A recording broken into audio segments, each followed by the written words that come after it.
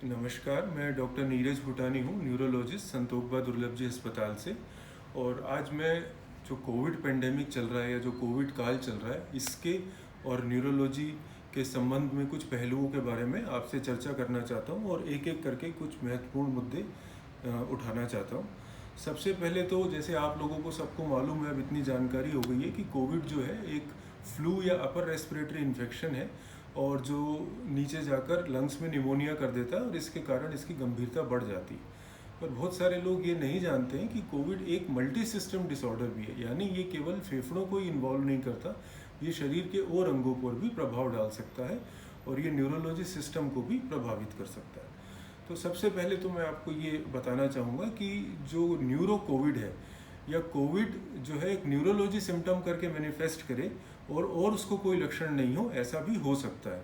ख़ास तौर पे ऐसा देखा गया है, हम पिछले 1-1.5 साल से देख रहे हैं कि बहुत सारे पेशेंट स्ट्रोक या ब्रेन अटैक करके आते हैं जिनके ब्रेन में खून का थक्का जम जाता है। इनको कोविड के कोई और लक्षण नहीं होते, सिर्फ स्ट्रोक ही आया होता है, पर जब हम इनकी जांच करते हैं तो पता चलता है ये कोविड पॉजिटिव है और इनको कोविड के जो क्लासिकल सिम्टम जो हम कहते हैं वो नहीं आए थे।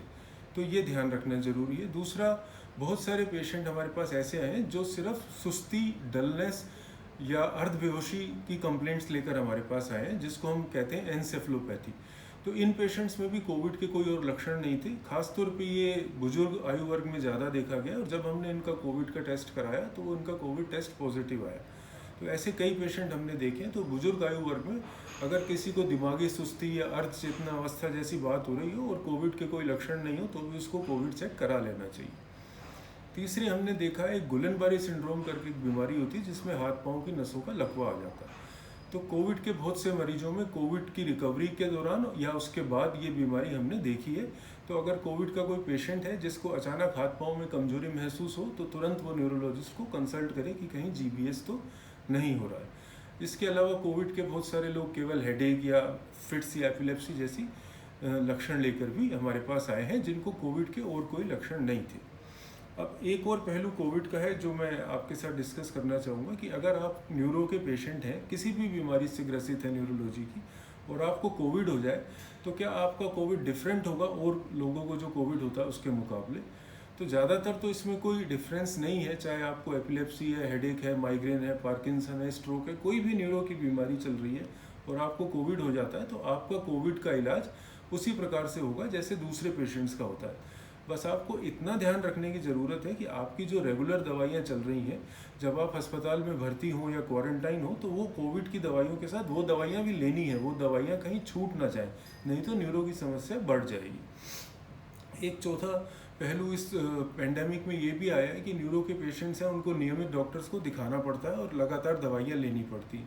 तो कोविड के कारण या बार बार लॉकडाउन लगने के कारण वो अपने डॉक्टर से संपर्क नहीं कर पाते या उनको दिखाने फिजिकली नहीं जा पाते। तो वो लोग क्या करें? तो ज़्यादातर तो यही है कि उन लोगों को अपनी दवाइयाँ कंटिन्यू रखनी चाहिए और अगर वो न्यूरोलॉजिस्ट के पास नहीं जा सकते तो अपने आसपास किसी फैमिली डॉक्टर से ही कंसल्ट करके दवाइयाँ जारी रखें। उसके अलावा बहुत सारे अस्पताल जैसे दुर्लभ जी के भी वीडियो कंसल्टेशन के ऐप हैं, तो वो वीडियो कंसल्टेशन द्वारा डॉक्टर से मिले और जैसे ही लॉकडाउन खुले और जैसे अभी खुल ही रहा है धीरे धीरे, तो फिर वो फिजिकली जाकर अपने डॉक्टर से भी मिल लें। और पांचवा और एक बहुत ही महत्वपूर्ण इशू जो है वो वैक्सीन का है, क्योंकि कोविड की सेकेंड वेव तो अब कम हो रही है, अब सारा जोर वैक्सीनेशन पे रहेगा। तो वैक्सीनेशन को लेकर भी न्यूरोलॉजी के मरीजों में बहुत भ्रांतियां हैं कि न्यूरो के पेशेंट्स हैं तो हम वैक्सीन लगाएं कि नहीं लगाएं। नियमित मेरे पास कम से कम 8 से 10 फ़ोन न्यूरो पेशेंट्स के यही पूछने के लिए आते हैं। तो न्यूरो के किसी भी पेशेंट को वैक्सीन लगाने में कोई भी दिक्कत नहीं। आपको कोई भी बीमारी हो न्यूरोलॉजी की, आप बिल्कुल आराम से वैक्सीन लगवाइए। अगर आप ब्लड थिनर पे हैं, मान लीजिए ब्लड थिनर में जिसमें हम ऐसे कहते हैं कि जिसको PTINR कराना होता है, एसिट्रोम या इससे मिलते जुलते ब्लड थिनर, तो आप ये ज़रूर कर सकते हैं कि अपनी एक PTINR की जांच होती है डॉक्टर की सलाह के अनुसार, वो आप करवा लें। पर अगर आप बाकी ब्लड थिनर में हैं जैसे एस्पिरिन इत्यादि, तो आपको किसी भी जांच की भी ज़रूरत नहीं और आप हर तरह की बीमारी में अपनी वैक्सीन बिल्कुल लगाएं। हाँ, आप ये नोट ज़रूर करवा दें वैक्सीन लगाने वाले को कि हमें खून पतला करने की दवाइयाँ चल रही हैं, तो वो क्या करते हैं, थोड़ी सी पतली सुई का इस्तेमाल कर सकते हैं और जहाँ आपकी वैक्सीन लगती है वहाँ कॉटन लगा के उसको थोड़ा और ज़्यादा देर दबा के रख सकते हैं ताकि वहाँ कोई छोटा मोटा थक्का ना जाए। तो यही मैं आपसे कहना चाहता था। धन्यवाद।